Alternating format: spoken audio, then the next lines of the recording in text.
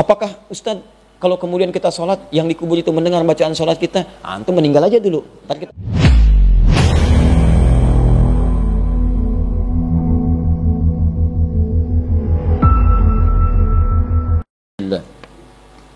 Ustaz, izin bertanya, bagaimana hukumnya seorang muslim yang sholat di masjid yang di sekitarnya terdapat pemakaman atau kuburan? Apakah dalil mengenai hal ini? Tergantung apa kuburan yang dimaksudkan. Karena kita pun sholat di masjid Nabi banyak kuburan. Bahkan di Masjid Nabawi itu kan kuburan depannya, ya kan? Nabi dikubur di situ. Itu kan Nabi, Ustaz. Abu Bakar di situ, ya Umar ada di situ. Samping kanan kiri Nabi SAW itu kan Abu Bakar dengan Umar, ya kan? Silakan cek. Apa antum mau katakan haram hukumnya sholat di Masjid Nabawi karena ada kuburan di dalamnya? Oh, siapa antum? Siapa antum? Ya, tapi kan Nabi wafat di situ, dikuburkan di situ, tapi kan poinnya ada kuburan, ya kan? Baik, samping kirinya sekitarnya baki kuburan. Antum pelataran Masjid Nabawi, masuk nih dari Babu Salam, keluar pintu yang disebut pintu baki. Begitu keluar baki, kuburan di situ sampingnya. Apa dalil antum? Hah? Nah, yang dimaksud dalil jangan sholat di pekuburan. Itu dalil itu mesti dipahami. Bahasa hadis itu 85% menggunakan majazi. Ada hakiki benar seperti itu petunjuknya. Ada majazi bentuk kiasan. Seperti apa perilakunya? Dipahami oleh para ulama dengan dua hal. Hal yang pertama adalah musyrik. Ya, sholat itu artinya diantara maknanya berdoa, minta, mohon. Ada orang minta-minta ke kuburan. Minta, mau pilkada, mau pilpres, datang ke kuburan, kan?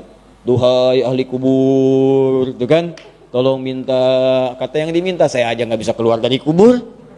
Ya, kalau bisa saya yang minta, kirim doa, kirim doa. Maka yang muncul hadis Nabi, kan, diriwayatkan oleh Imam Al-Bukhari di kitab Al-Adabul Mufrad, nomor hadis ke-44, paling kanan sebelah atas di kitabnya, disebutkan kemudian jika seorang anak beristighfar kepada Allah untuk ayah yang telah meninggal atau ibunya, maka diangkat farufi'at darajah, diangkat satu derajat di alam kuburnya. Ya, fayaqulu, maka yang dikubur berkata, ya Rabb hadhihi, ya Allah apa ini? Faqala, maka dijawab, hadhi istighfarun. Ini adalah kalimat istighfar yang dimintakan oleh anakmu sekarang untukmu. Jika orang tua misalnya meninggal, antum rajin mohon ampunan kepada Allah, itu setiap antum minta ampun, naik derajatnya, satu derajat. Ada cahaya dalam dirinya, kirimkan. Siapkan. Antum mesti punya persiapan. Malam pertama di alam kubur.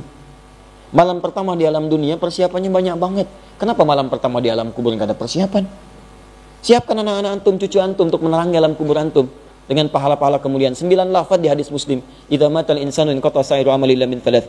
Jika wafat seorang manusia terputus semua amalnya kecuali 3. Di antara 3 itu waladin sholihin yad'u lahu, shadaqatin jariyah, ilmun yuntafa'u bi, wa waladin sholihin yad'u lahu.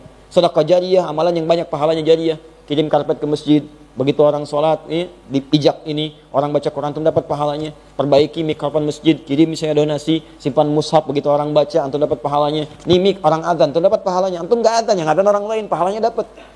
Antum arsitek, desain masjid, bikin panel untuk pipa yang bagus, wudunya enak, dapat pahalanya. Begitu cara berpikirnya. Ilmin yuntafa'u bihi, ajarkan anak-anak ilmu yang bermanfaat, begitu dipraktekkan antum dapat pahalanya. Waladin sholihin yad'u lahu, anak soleh yang berdoa. Investasi aktiva namanya ilmu ekonomi. Siapkan dari sekarang. Mintakan kepada Allah. Itu jalan. Jadi cara berpikirnya seperti itu. Ya. Jadi kalau kemudian Anda punya persoalan seperti ini misalnya, minta ke alam kubur, itu yang di kuburan justru butuh doa kita. Kecuali sifat yang lain seperti Nabi Muhammad SAW. Misalnya kan, antum memohon pada Nabi SAW, ya berdoa kepada Allah berwasilah dengan sholawat. Sholawat itu nggak ada batasnya, mau nabinya hidup, mau nabinya wafat, sholawat bermanfaat. Begitu lewat kuburan Nabi, antum katakan, Allahumma sholli ala sayyidina Muhammad, assalamualaikum ya Rasulullah. Begitu bersolawat, 10 kebaikan kembali kepada antum.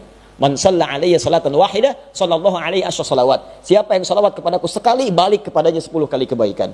Nah, yang nggak boleh itu minta-minta. Dalam bahasa hadisnya seperti orang sholat. Sholat itu kan sujud minta. As-sholatu hiya doa. Dia minta di situ. Ya, nanti perbuatannya nggak bagus. Bahkan nanti ada kecenderungan syirik. Kalau mendoakan nggak ada masalah. Ya, wasilah tawasul dengan kebaikan nggak ada masalah. Tapi yang jadi persoalan kemudian memohon kepada Allah, ya misalnya mohon maaf seharusnya kepada Allah diarahkan kepada yang lain. Yang kedua adalah perbuatan membangun masjid, ya untuk mendekatkan pada kuburan. Jadi yang ditampilkan kuburan bukan masjidnya. Misal ada kuburan nih, kuburan misalnya. Tiba-tiba bagaimana caranya supaya orang datang ke sini, ke kuburan nih. Sampai dikeramatkan di macam-macam dan sebagainya. Ayo bangun masjid. Niat bangun masjidnya bukan supaya orang sholat di masjid, niat bangun masjidnya supaya orang datangi kuburannya. Itu yang salah. Paham? Nah, jadi kalau misalnya ada masjid, tiba-tiba misalnya ada yang dikubur di sampingnya, kalau cuma kuburan biasa, tidak ada masalah. Tidak ada masalah. Apalagi misalnya tidak ada lahan nih, tidak ada lahan. Yang ada misalnya dekat makam nih, sini, tidak ada masalah. Yang masalah itu ketika antum sholat di masjid diniatkan menghadap kepada kuburan. Ima untuk menyembah atau memohon atau yang lainnya itu yang tidak dibenarkan. Jelas sampai sini? Makanya kalau baca hadis dibaca dengan terang dulu, kumpulkan semua hadisnya maksudnya kemana. Ya jangan sampai kemudian jadi ribut, masuk ke sini, oh ada kuburan yang nggak sah sholatnya, antum nggak sah tuh ke Masjid Nabawi. Karena sekitarnya kuburan semua. Jelas sampai sini? Oh, jangan dipotong kalimat saya nih, nanti ujung-ujungnya dipotong muncul di YouTube. Nah ini yang berat, ya kan? Nah, ini awal sampai akhir dipahami dengan baik. Jadi kalau antum sholat, jalan kemana, tiba-tiba menemukan masjid, ada kuburan misalnya, cek dulu nih kuburan apa maksudnya nih. Kalau orang-orang maksudnya dengan itu semua supaya ke kuburan itu, supaya ngasih kotak infak macam-macam, terus di situnya misalnya ke kuburan, minta ini, minta itu, itu yang nggak boleh.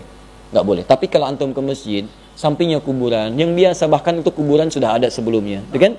Atau misalnya teman-teman dibikin ada yang meninggal, yang wakafinnya bisa dikubur dekat situ, itu tidak ada masalah. Ada masalah. Ya. Apakah Ustadz kalau kemudian kita sholat, yang dikubur itu mendengar bacaan sholat kita, antum meninggal aja dulu, ntar kita sholat. Paham di sini? Dukung terus dakwah kami di YouTube dengan klik subscribe.